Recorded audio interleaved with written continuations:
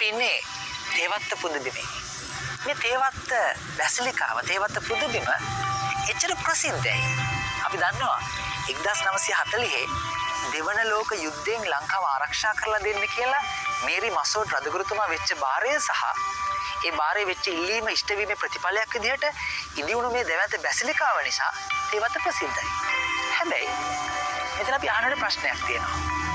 1940 Mary මසෝඩ් රජගුරුතුමා මේ බාරේ වෙන්න යුද්ධයෙන් අපිව ආරක්ෂා කරලා දෙන්න කියලා දෙයන්න මොර ගහන්න ඇයි තේවත්තටම ආවේ? මේ ගැන ගවේෂණය කරගෙන යද්දී තේවත්තේ අප්‍රසිද්ධ පෙර කතාවක් පිළිබඳ තොරතුරු අපිට දැනගන්න ලැබෙනවා. ඒ පෙර කතාව මොකද්ද? අපි දැනගමු. ඒ දවස්වල තේවත්ත හැඳින්වුනේ ඔරේන්ජ් හිල් කියලා. ඒකට හේතුවක් තිබුණා. ලොකු ඔරේන්ජ් ගහක් තිබුණා, නාරංග ගහක් තිබුණා. මේ නාරංග ගහේ ගෙඩි, පොතු සහ අනිත් දේවල් ගන්න මිනිස්සු මේ ගහ වෙත ආවා. හැබැයි හිට හැටියේ මොකද වුනේ? මේ ප්‍රදේශයේ මිනිස්සු හිට හැටියේ මැරෙන්න පටන් ගත්තා. ඒකට කතාවක් ප්‍රසිද්ධ වුණා මේ ගහේ යකෙක් ඉන්නවා, මේ කැලේ යකෙක් ඉන්නවා. ඒ නිසා ඒ බලපෑමක් තියෙනවා. ඒ නිසා මිනිස්සු මොකද කළේ? ගම් දාලා යන්න ගියා. ඒ නිසා ඒ දවස්වල නාරංගොඩ පාළුව, කැන්දලියද්ද පාළුව, වල්පොළ පාළුව කියලා පවා නම් වල ගම් වලට නම් ඇති වුණා. ගම් දාලා යන්න ගියා, ගම් පාළු වුණා. මේ පසුබිම තුල මේ කාලේ ආනාදෝනා නානායක්කාර කියන තැනැත්තිය ඇල්දෙනිය කෙනෙක් විවාහය කරගෙන තේවත්තේ පදිංචියට එනවා. ඇයට අවශ්‍ය වෙනවා ඇගේ ආගමික වතාවත් කරන්න පල්ලියක්. හැබැයි ඒ දවස්වල රාගම පල්ලියක් ඉදි වෙමිනුයි තිබුණේ. නාගොඩ පල්ලිය තිබුණ හැබැයි ඒක දුරයි. ඇයට පල්ලියක් ඕන වෙනවා තේවත්තේ. පල්ලියක් හදන්න අවසර ඉල්ලලා ඒ තකහණියක් විෂුත් හවුස් එකට යනවා. අවසර ලැබෙනවා. ඒ අවසරත් එක්ක පොඩි පල්ලියක් ඒගොල්ලෝ නිර්මාණය කරගන්නවා. ඒ දවස්වල රාගම හිටපු ප්‍රංශ ස්වාමී ලූර්දු දේවම්මගේ සුරුමක් දීලා කියනවා මේ පුංචි පල්ලිය දේවම්මට කැප කරන්න කියලා. සහ එතන උන් ලිඳකුත් හරලා ඒ ලිඳ බ්ලෙස් කරනවා. හරි?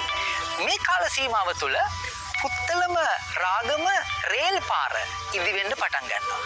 ඉදි වෙලා ඒක අවසන් කරනවා. හරි? ඊට පස්සේ පුත්තලම පැත්තේ ඉඳලා ලෙඩ්ඩු ඒ රේල් පාර දිගේ රාගම ඉස්පිරිතාලෙට එනවා. හරි? දැන් මේ ලෙඩ්ඩු ළඟම තිබුණු පල්ලිය තේවත්තනේ. ඒ නිසා තේවත්තට ඇවිල්ලා යාඥා කරන්න පටන් ගන්නවා. අර ලිඳේ නාන්න එහෙම පටන් ගන්නවා.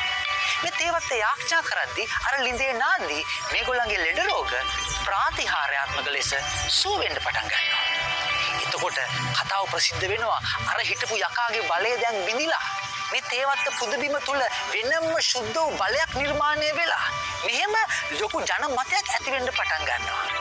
මේ පසුබිම තුලයි මේරි මසෝඩ් රජගුරුතුමා බාරේ වෙන්න තේවත්තට මෙන්නේ. මඩුවලට යන්නේ නැතුව, තලවිලට යන්නේ නැතුව මෙතෙන්ට ආවේ මේ මහා බලයක් මේ පුදුමේ තියෙනවා කියලා ඇතිවෙච්ච රාවයත් එක්කයි. එහෙනම් ඒත් පැහැදිලි මේ ස්ථානයේ තෝරා ගැනීමම ප්‍රාතිහාර්යක ප්‍රතිඵලයක්. ඊට පස්සේ ප්‍රසිද්ධ කතාව ඔබ දන්නවා. 1940 මැයි 26 මේරි මසෝඩ් රජගුරුතුමා දෙවන ලෝක යුද්ධයෙන් ලංකාව බේරලා දෙන්න කියලා මේ ස්ථානයට ඇවිල්ලා බාරයක් වෙනවා ජේසු අම්මට. සහ ජේසු අම්ම ඉල්ලීම ඉෂ්ට කරනවා. ඒක ප්‍රාතිහාර්යාත්මක සිද්ධියක්. බෝම්බ දාන්න ආපු ඒ ගුවන් යානය හිටි හැටේම නියමුව හරවගෙන මෙහිම මධ්‍යස්ථානයට ගියේ යනවා. හරි? හැබැයි ගිහිල්ලා බැලුවම හරවන් එන්න කියලා සංඥාව දුන්න කෙනෙක් නැහැ. සොනසේ ප්‍රාතිහාර්යාත්මක ලෙස ප්ලේන් එක හරවගෙන යන්න මඟ පෙන්වීමක් දීලා ලංකාව ප්‍රාතිහාර්යාත්මක ලෙස ආරක්ෂා කරනවා. මේ විදිහට බාරේ වෙමින් කරපු ඉල්ලීම ඉෂ්ට වීම නිසා මේ දැවැන්ත බැසිලිකාව නිර්මාණය වෙනවා.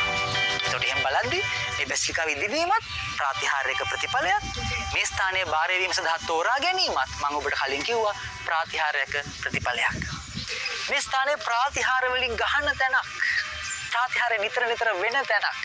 ඔබ විශ්වාස කරනවා නම් අදම ස්වාමි කෙනෙක් විදියට සේවය කරමින් සිටීමත් මේ ස්ථානයේ වෙච්ච ප්‍රාතිහාර්යක ප්‍රතිඵලයක්. ඒ සිද්ධිය සැකවින් ඔබට කිව්වොත් මම දවසත් හලේ ඉද්දි කනට දවසත් හලේ ඉද්දි ඒලෙල වලින් පස්සේ මට පොඩක් එළියට එන්න සිද්ධ වෙනවා. ගෙදරට ආවම මට ගෙදර සැබෑ ස්වරූපේ තේරුම් ගන්න ලැබෙනවා. ගෙදර ආර්ථිකමය වශයෙන් තා දරුණු ලෙස කඩා වැටලා තිබුණේ. අක්කලගේ විවාහ මංගල්‍ය ගන්න තියෙනවා. සල්ලි නැහැ, ප්‍රශ්න ගොඩ. ඒ නිසා මම තීරණය කරනවා මම වසරකින් ආයමත් යන්න බලාගෙන එළියට ආවට මම තීරණය කරනවා නෑ මම වසර කිහිපයක් ගෙදර ඉඳලා රස්සාව කරලා ගෙදර ගොඩ දාලා ආපහු යනවා කියලා. හැබැයි මම එහෙම තීරණය කරගත්තට අවුරුද්ද ඉවරෙලා ආයෙම සෙමිනරියට යන්න තියෙන දවස ලඟ වෙද්දී මට දැන් දුකයි. දැන් මම යන්න බලාගෙන එළියට ආවේ. හැබැයි දැන් මට ගෙදර ප්‍රශ්න නිසා යන්න විදිහක් නැහැ. මේ වේදනාවත් එක්ක මම මේ ප්‍රාතිහාර්යාත්මක පුදුබිමට යාක්ෂා කරන්න එනවා. එළ ජේසුස් අම්මට අඬ කන්න ලව් කරනවා. අනේ අම්මේ මං ස්වාමි කෙනෙක් වෙන්න ආසාවෙන් ආවේ. හැබැයි ගෙදර ප්‍රශ්න නිසා දැන් මට පොඩ්ඩක් පරක් වෙලා යන්න සිද්ධ වෙලා තියෙනවා. මොන හරි කරන්න. හරි? කොහොම හරි මම යාක්ෂා කරලා අඬලා යාක්ෂා කරලා ගෙදරට යන්න පිටත් වෙද්දී මතක් වෙනවා ෆාදර් ජූඩ් ඩල්ගමට මම මේ තීරණය ගැන පොඩ්ඩක් කියලාම ගියා නම් හොඳයි කියලා. දැන් ෆාදර් ජූඩ් ඩල්ගමව ඒ දවස්වල හම්බෙන්න ලේසි නැහැ. මොකද හැමතිස්සෙම සෙනග උන්වහන්සේව හම්බෙන්න එනවා. හැබැයි එදා මම ෆාදර්ව හම්බෙන්න යද්දි ෆාදර් ස්ටොප්පේ පත්තරයක් බල ඉන්නවා. ඒකත් ප්‍රතිහාරයක්. හරි? කොහොමද ෆාදර් ගාවට ගිහලා මම කියනවා ෆාදර් මම අවුරුද්දෙන් යන්න ආවට මම මේ අවුරුද්දේ යන්නේ නැහැ. තව වසර කීපයක් ඉඳලා රස්සාව කරලා ගෙදර ගොඩ දාලා තමයි යන්නේ කියලා කියනවා. ඊට ෆාදර් කුසතිල යාක්ෂා කරලා කියනවා ඉසුරු ඔයාගේ අතට වැඩි දෙවියන්ගේ අත හයියයි පුතේ ඔයා යන්න කියලා. ෆාදර් කොහොම එකපාරට මං හෙල්ලෙනවා. කොහොමද ෆාදර්ගේ වචනේ අහලා ෆුට් සයිකල් ආයමත් ගෙදර යමින් ඉද්දි මං තීරණය කරනවා නෑ මම මේ අවුරුද්දේ සෙමිනරි ආයමත් යනවා කියලා. දැන් ලියුම් පව දුන්නා එන්නේ නැහැ කියලා මේ අවුරුද්දේ. නමුත් මම තීරණය කරනවා නෑ මම යනවා කියලා. දේව අම්මා මේ පුදබිමේදී ප්‍රාතිහාර්යාත්මක ලෙස මගේ තීරණය වෙනස් කරනවා. ඒ තීරණය නිසා මට අවඩක් උන්නේ අගතියක් උන්නේ මං සෙමිනරිට යනවා. ඊට පස්සේ මොකද වෙන්නේ? ගෙදර ප්‍රශ්න ප්‍රාතිහාර්යාත්මක ලෙස විසඳෙනවා. අක්කලගේ විවාහ මංගල්‍ය ඉතා ලස්සනට සිද්ධ වෙනවා. මගේ පූජාතරයක් මට ලැබෙනවා. අද මං සතුටින් ෆාදර් කෙනෙක් ලෙස සේවය කරනවා. එතකොට මේ ප්‍රාතිහාර්යාත්මක වෙනස සානස සිද්ධ කළේ මේ පුදබිමේදී. එහෙනම් මේකත් මේ පුදුමේ වෙච්ච තවත් ප්‍රාතිහාරයක් නේද? දැනුවත් වෙන්න මේක ප්‍රාතිහාරය වලින් ගහන තැන.